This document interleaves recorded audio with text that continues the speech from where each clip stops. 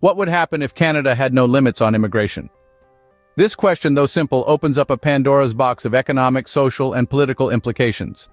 The concept of unlimited immigration, while attractive in theory, carries with it potential burdens for the Canadian populace. A report by the Fraser Institute paints a vivid picture of these burdens, particularly in terms of financial impact on taxpayers. The report highlights a substantial fiscal burden from immigrants who arrived in Canada between the years 1987 and 2010. This burden borne by Canadian taxpayers amounts to billions of dollars. The reason many of these immigrants have lower average incomes and consequently lower tax payments.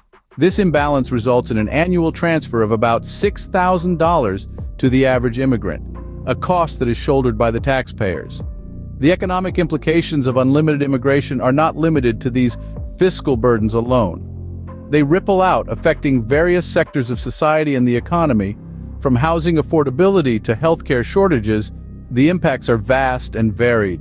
Indeed, the economic impact of unlimited immigration is a complex issue that requires careful examination. So, what is the financial burden of immigration on Canadians? Well, let's delve into this. According to an article by the Fraser Institute, the fiscal impact is quite substantial.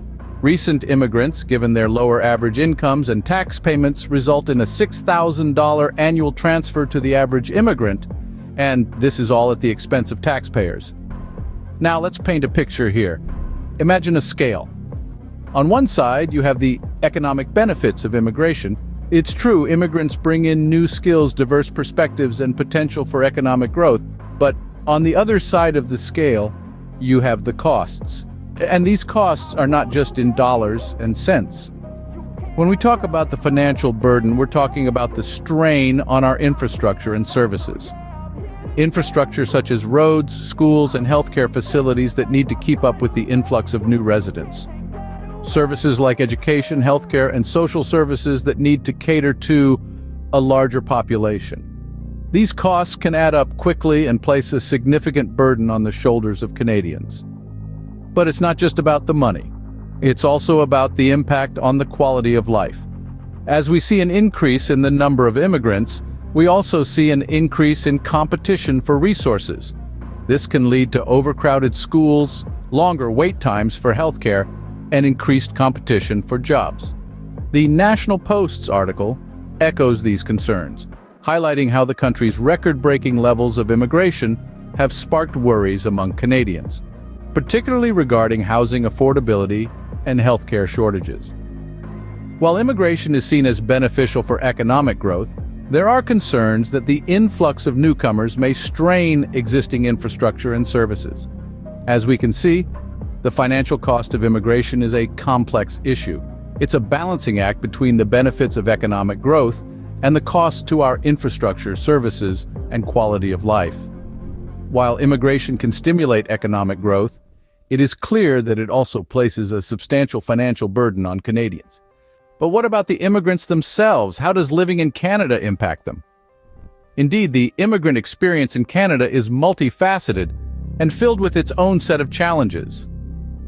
A study by the Institute for Canadian Citizenship and the Conference Board of Canada revealed that immigrants are increasingly leaving Canada for better opportunities elsewhere. Factors influencing this onward migration include economic integration, sense of belonging, racism, home ownership, and economic opportunities in other countries. High living costs, job competition, and affordable housing shortages are considerable challenges that many immigrants face.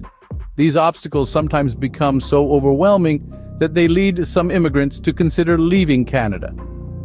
Take, for instance, the story of an immigrant from Colombia. Despite his qualifications and experience, he struggled to find suitable employment in his field. The high living expenses and the fierce job competition made it difficult for him to build a life in Canada. Similarly, an immigrant from India shared her struggles with adapting to Canada's climate and social challenges. The lack of affordable housing and the high cost of living added to her difficulties. Despite her initial enthusiasm and hope for a better future in Canada, she is now contemplating moving to a country with better economic prospects and living conditions. These stories are not isolated instances, but represent the shared experiences of many immigrants in Canada. It's important to remember that while Canada is often portrayed as a land of opportunities, the reality can be quite different for many immigrants. The challenges they face are significant and in many cases lead to a reevaluation of their decision to immigrate to Canada. The dream of a better life is sometimes overshadowed by the harsh realities of high living costs, job competition, and a lack of affordable housing. As we can see, Canada is not always the land of opportunities it's often portrayed to be. Interestingly, more and more immigrants are choosing to leave Canada. Why is this happening? Let's take a closer look at the trend of onward migration. According to a study by Statistics Canada, over 15% of immigrants to Canada decide to leave the country within 20 years of becoming permanent residents. In fact, around 5% emigrate within just 5 years. The reasons for this are multifaceted and complex. Factors such as the immigrant's country of birth, their level of education, and the category through which they were admitted into Canada all play a significant role. For instance, immigrants from countries like Taiwan and the United States are more likely to leave, while those from the Philippines and Vietnam are less likely. But it's not just about where they come from or how they got here. Challenges in economic integration and housing shortages in Canada also influence this trend. Many immigrants face difficulties in finding suitable employment and affording the high cost of living. They struggle with job competition and adapting to Canada's social challenges. These difficulties often lead them to reconsider their decision to stay in Canada and look for better economic prospects and living conditions elsewhere. Let's consider the stories of Yin Lam from Singapore and Samir Ahmed from India. For example, despite their hopes of building a new life in Canada, they faced financial struggles and limited opportunities. These challenges prompted them to consider leaving the country. Clearly, there are significant challenges that make some immigrants reconsider their decision to stay in Canada. It's a reminder that while Canada is a country built on immigration, it's essential to ensure that the needs of both the immigrants and the existing population are met. So, how can Canada balance the needs of its citizens with its immigration policies? It's a complex question with no easy answers, but let's explore some potential solutions. One approach suggested by the Globe and Mail is to replace temporary foreign worker programs with higher levels of permanent immigration. This could incentivize employers to offer competitive wages and working conditions, thus benefiting both newcomers and established Canadians. The policy change would also address some of the criticisms of the temporary foreign worker programs, which have been seen to hinder less qualified Canadians from finding employment and drive down wages. However, any such reform would need to be carefully implemented to avoid unintended consequences and to ensure that it truly benefits all parties involved. Another important aspect of this balanced approach is to align immigration, housing, and transportation policies with the realities of Canada's predominantly urban society. Many immigrants are attracted to major cities like Toronto, Vancouver, and Montreal due to their vibrant economies and diverse communities.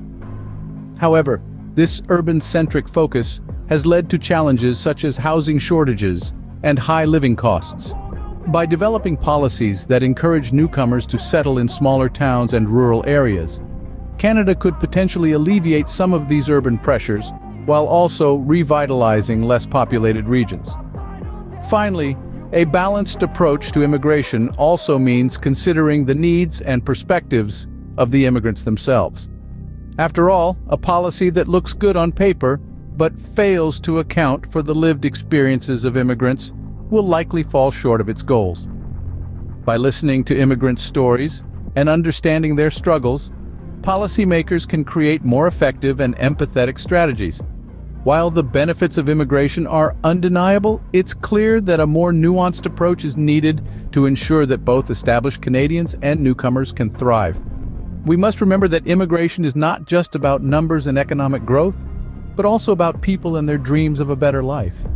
It's about creating a society where everyone, regardless of where they come from, has the opportunity to succeed, and that's a goal worth striving for. So, what have we learned about the impact of immigration on Canada?